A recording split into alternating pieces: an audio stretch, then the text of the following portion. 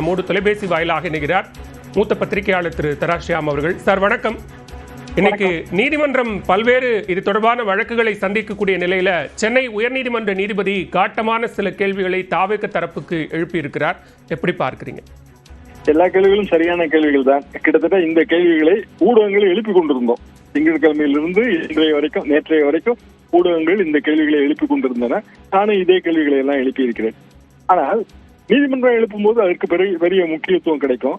தமிழ்நாடு அரசு நடவடிக்கை எடுத்தாலும் அது ஒருதலைபட்சமான நடவடிக்கை என்று யாரும் சொல்ல மாட்டார்கள். இது நீதிமன்ற கேள்விகளிலே இருக்கிற ஒரு அனுகூலம். பார்க்க வேண்டியது என்னவென்றால், ஆதவ் அவரது பொறுப்பிலே இருக்கிற வீடியோ பதிவு காட்சிகளை கொடுக்க வேண்டும்.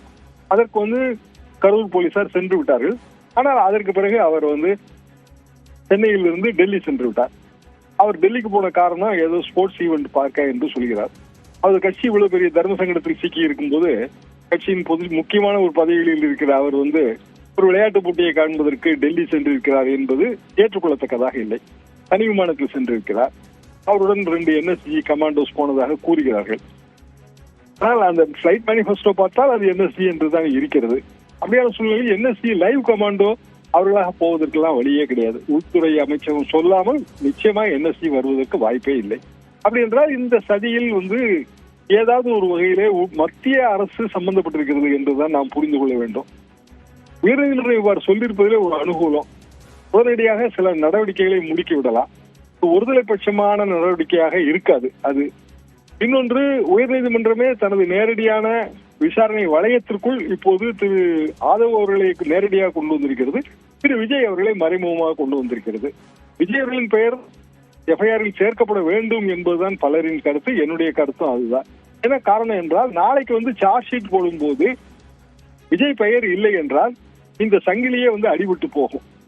விஜய் காலதாமதமாக வந்ததுதான் காரணம் என்று ஒரு சங்கிலியை பிணைந்தால் அதிலே விஜய் இருக்க வேண்டும் அல்லவா? அல்லது எப்படி விஜயை விசாரிக்க முடியும்? எனவே விஜய் கைது செய்கிறார்கள், அதெல்லாம் வேற விஷயம். கண்டிப்பாக எஃப்ஐஆர்ல பெயர் சேர்க்கப்பட வேண்டும். ஒருவேளை உயர்நீதிமன்றத்தின் இந்த ஆணைக்கு பிறகு தமிழ்நாடு அரசு அந்த முடிவை எடுக்கலாம் என்பது எனது பார்வை. ஒருபுறம் இந்த கேள்விகள், மறுபுறம் அதே நேரத்தில் மதுரை பெஞ்சில் புசி ஆனந்த் மற்றும் நிர்மல்குமாரினுடைய ஜாமீன் மனுக்கள் மீதான விசாரணையில் தங்கள் தரப்புல எந்த விதமான தவறும் இல்லை, இதற்கு நாங்கள் பொறுப்பேற்கவே முடியாது என்கிற ஒரு வாதத்தை அவர்கள் அந்த முன்ஜாமீன் மனு தொடர்பான விசாரணையில முன்வைத்திருக்கிறார்கள். இதை எப்படி பார்க்கிறீங்க?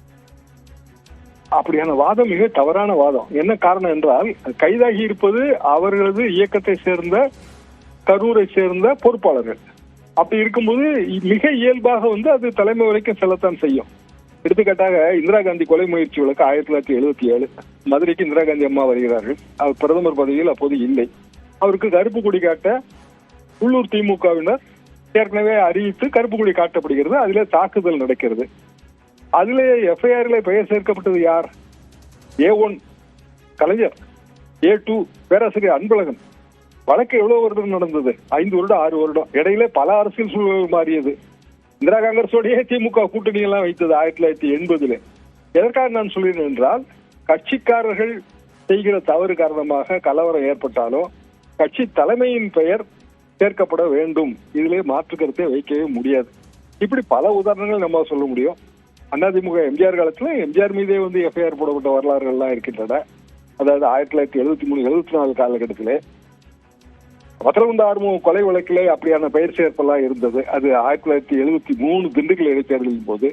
பொதுவாக இதுதான் நடைமுறை வழக்கம்.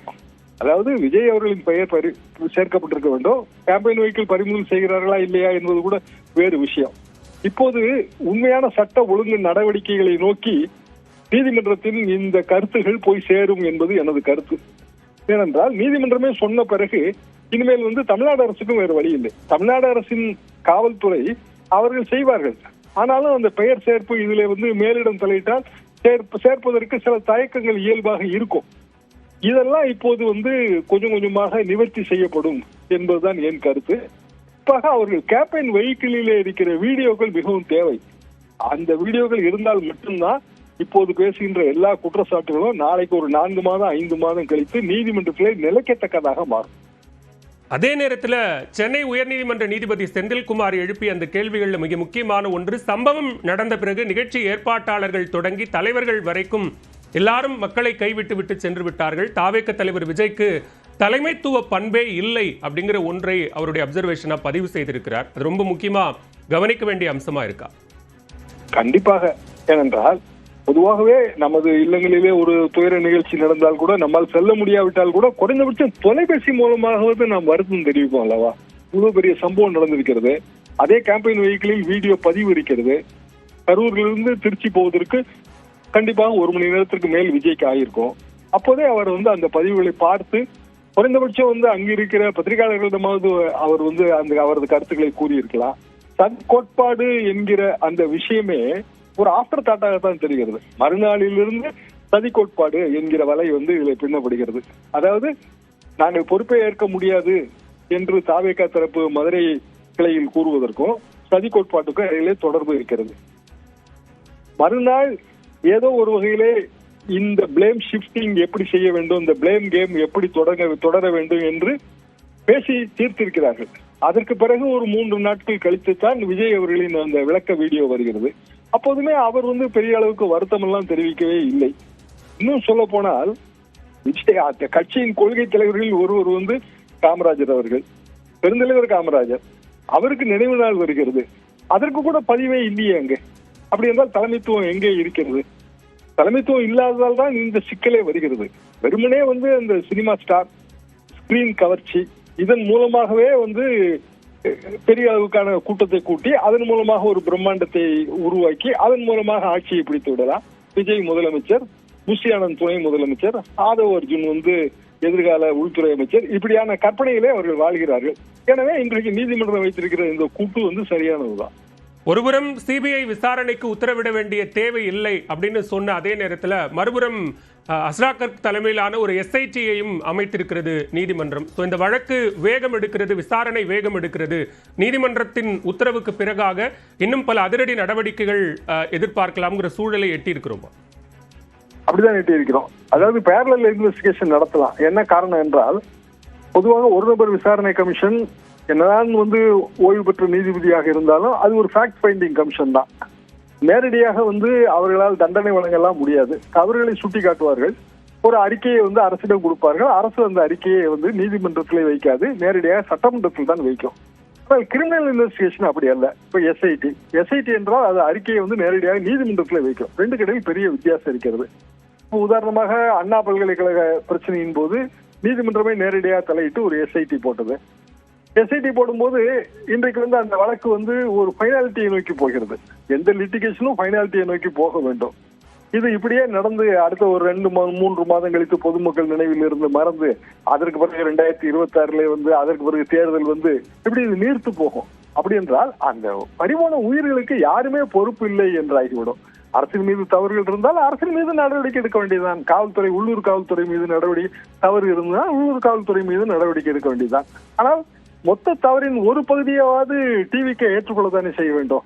அந்த தவறுகளை, அந்த பொறுப்புகளையே அவர்கள் தட்டி கழிக்கிறார்கள். இன்னும் சொல்ல போனால் அவர்களது கரூர் மாவட்டத்தை சேர்ந்த அவர்களது பொறுப்பாளர்கள் தான் இதற்கெல்லாம் காரணம். அவர்கள் தான் அண்டர்டேக்கிங் கொடுத்திருக்கிறார்கள் என்றுதானே வழக்கறிஞர்களே அங்கு பேசுகிறார்கள். நீதிமன்றத்தில் அப்படியான ஒரு டிஃபென்ஸ் தானே எடுக்கிறார்கள். அப்படி இருக்கும்போது குறைந்தபட்சம் எஸ்ஐடி அது நாம் வரவேற்கலாம். காரணம் அது நேரடியாக கோர்ட் மானிட்டர்டு எஸ்ஐடி. அதுல தமிழ்நாடு அரசு ஒருதலை பட்சமாக நடந்து கொள்கிறது. அந்த குற்றச்சாட்டுகள் இல்லாமல் போகும். வழக்கு இது ஒரு ஃபைனாலிட்டியை நோக்கி போயிருது. நமக்கு இது எல்லாமே வெக்கேஷன் பெஞ்ச் தான். திங்கட்கிழமை ஆரம்பித்தால் நீதிமன்றத்தின் அமர்வுகள் இதை தனித்தனியாக விசாரிக்கும் என்றுதான் நான் நினைக்கிறேன். மிக்க நன்றி திரு ஷியாம். இணைப்பில் பல்வேறு விரிவான கருத்துக்களை பகிர்ந்து கொண்டமைக்கு.